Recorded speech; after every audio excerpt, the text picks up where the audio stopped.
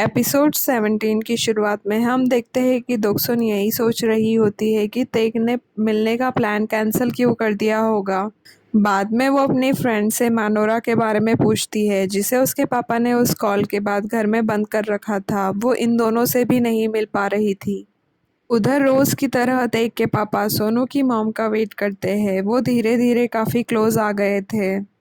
इधर दोक्सुन अपनी फ्रेंड के साथ स्टडी रूम जा रही होती है, तभी बाइक वाले स्नैचर्स आते हैं। दोक्सुन अपना बैग तो बचा लेती है, बट बाइक का टायर उसके एक पैर पर से गुजर जाता है। अगले दिन हम देखते हैं कि सारी औरतें अपने अपने घरों के कामों में बिजी है और हम देखते हैं कि पाइल्स की होम रेमेडी करने के लिए दोर्योंग ने गार्लिक का यूज किया था।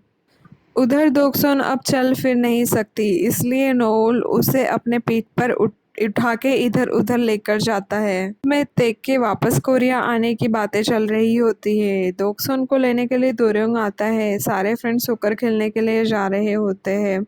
वहाँ पर तेग भी होता है। इधर बॉन्ग किम जोंग को 1000 पेपर क्रेन्स कंप्लीट होने की न्यूज़ देने आता है, बट वो रूम में नहीं होता है। उसके टेबल पर एयरफोर्स एकेडमी का फॉर्म होता है और ये बॉन्ग देख लेता है। सारे फ्रेंड्स जिस ग्राउंड पर खेलने के लिए जाते हैं वो ग्राउंड बंद होता है और वहाँ खेलना मना था। तब भी वो लोग पीछे वाले गेट से अंदर घुस जाते हैं। जब तेक और किम जोंग अकेले होते हैं तब किम जोंग तेक से पूछ लेता है कि क्या उसने उसका वॉलेट खोलकर देखा था। तब तेक कहता है कि नहीं देखा। बाद में बॉयज सॉकर खेलते हैं और दोस्तों सबको देख रही होती है। खेलते खेलते दोर्योंग गिर जाता है और उसे बहुत हर्ट होता है। बाद में वो लोग नोटिस करते हैं कि दोर्योंग को ब्लीडिंग हो रही थी। वो ब्लड देखकर बेहोश हो जाता है। सोनू और किम जोंग दोर्योंग को हॉस्पिटल ले जाते हैं और तेक को उसके घर इन्फॉर्म करने के लिए कहते हैं। बाद में दोक्सुन और तेक ही बचते हैं। तेक दोक्सुन को अपनी पीठ पर बैठने के लिए कहता है, बट वो नहीं बैठती। उतने में ही एक गार्ड उनके पीछे आता है। तब तेक उसे गोद में उठाकर भागने लगता है। उधर बोरा हॉस्टल में सोनू का नेकलेस देखकर उसे याद करती है। आज तेक और उसके पापा सोनू के घर खाना खाने के लिए आते हैं। वहाँ पर वो लोग दोर्यों की बातें कर रहे होते हैं कि उसे पाइल्स था और ये उसे किसी को भी बताने में शर्म आ रही थी, इसलिए वो होम रेमेडीज कर रहा था। उधर दोक्सुन अपने रूम में तेक के बारे में सोच रही होती है। इधर तेक और सोनू सोनू के रूम में होते हैं। सोनू तेक को कुछ बोलने की कोशिश कर रहा था बट बोल नहीं पाता। बट तेक सोनू से कहता है वो चाहता है कि उसके डैड के साथ भी कोई हो क्योंकि वो बहुत अकेले है। वो सोनू से कहता है कि उसके डैड सोनू की मॉम को पसंद करते हैं और इससे उसे कोई प्रॉब्लम नहीं है। वो उन दोनों के लिए खुश है। और हम देखते हैं कि सोनू और तेक एक दूसरे के साथ मजाक कर रहे हैं कि तेक अब बड़ा भाई है क्योंकि तेक का बर्थडे पहले आता था। और इससे हमें ये पता चलता है कि सोनू को भी अब अपने मॉम और तेक के पापा के रिश्ते से कोई प्रॉब्लम नहीं थी। शाम को न्यूज़ चल रही होती है कि आधी रात को मीटियोर शावर होने वाला है और वो अर्ली मॉर्निंग तक चलेगा। बहुत सारे तारे एक साथ टूटेंगे। बाद में किम जोंग और बोंग दोनों भाई शूटिंग स्टार्स देखने के लिए छत पर जाते हैं। सुनु को बोरा का कॉल आता है तो वो उसे मिलने चला जाता है। इधर हम देखते हैं कि बोंग ने टूटते तारे से विश मांगी थी कि उसके छोटे भाई की सारी विशेष पूरी हो जाए। और हमें फ्लैशबैक में दिखाते हैं कि बोंग को फाइटर जेट के पायलट्स बहुत ही कूल लगते थे और उसे रिग्रेट होता है कि वो कभी पायलट नहीं बन सकता था। इसलिए किम जोंग अपना सॉकर प्लेयर बनने का सपना छोड़कर अपने भाई के लिए खुद फाइटर जेट पायलट बनेगा। और इससे हमें ये पता चलता है कि दोनों भाई एक दूसरे से बहुत प्यार करते थे। जब वो टूटते तारे देख रहे होते हैं तब वोंग कहता है कि किम जोंग को उसकी वजह से पायलट बनने की ज़रूरत नहीं है। उसे लाइफ में जो करना है वो कर सकता है और इसी में बोंग भी खुश होगा। तब किम जोंग बोंग से कहता है कि नहीं, उसे सच में पायलट बनना है। वो बोंग की वजह से नहीं कर रहा ये। बोरा और सोनू सीढ़ियों पर होते हैं। तब बोरा सोनू से कहती है कि उसे ब्रेकअप करना है और फिर वो वहाँ से चली जाती है। ऐसे उन दोनों का ब्रेकअप हो जाता है और हम देखते हैं कि बोरा रोती है। उसे ये ब्रेकअप नहीं चाहिए था बट मजबूरी की वजह से वो ये ब्रेकअप करती है और सोनू भी बहुत उदास है। अगले दिन हम देखते हैं कि न्यूज़पेपर में दोरयोंग के होम रेमेडी वाली न्यूज़ छपी होती है, इसलिए उसके पापा सुबह-सुबह सभी लोगों की न्यूज़पेपर गायब करते हैं ताकि ये न्यूज़ कोई ना पढ़ सके।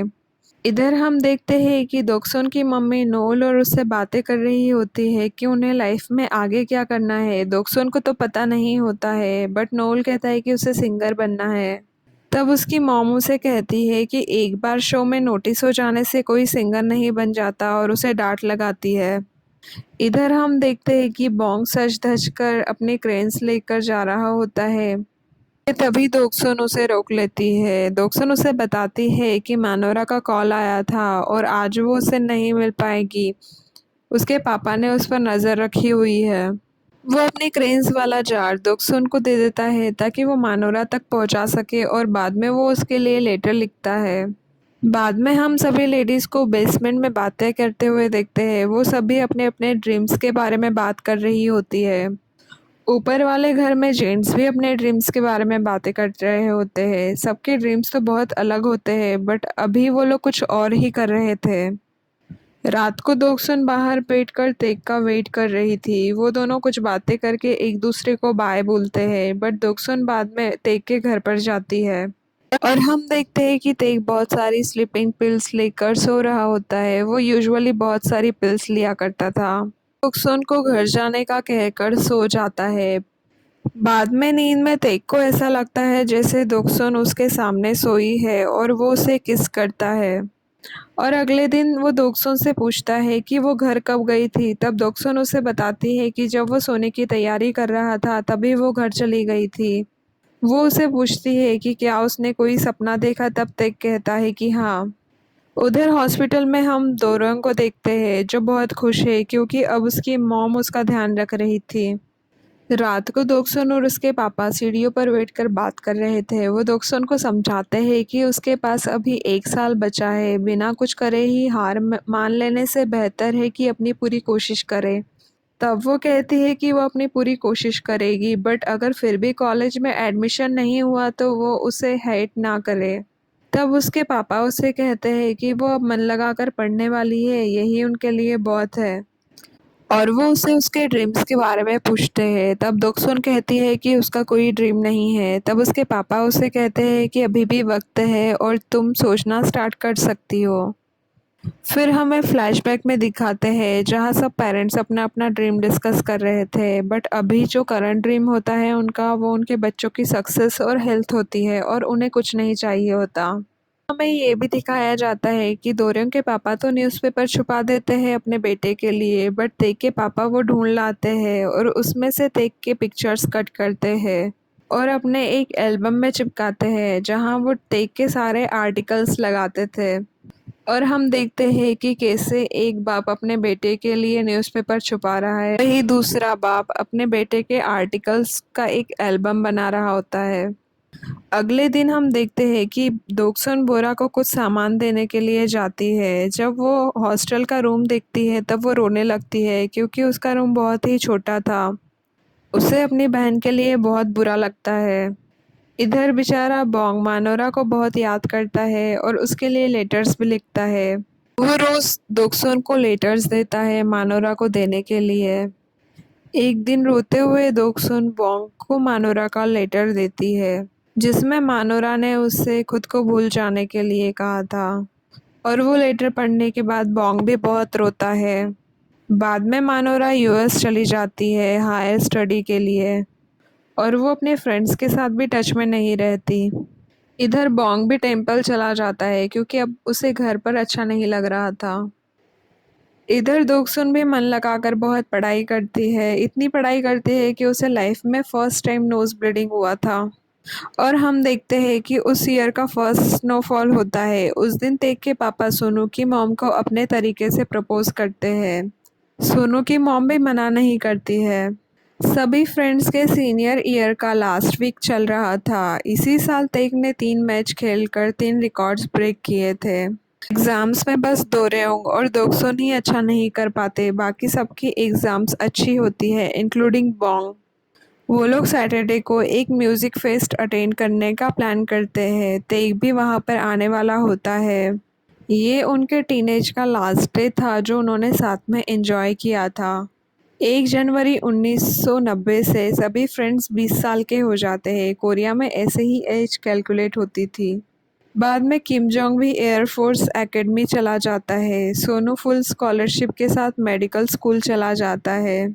बॉन्ग भी कॉलेज की एग्ज़ाम निकाल लेता है।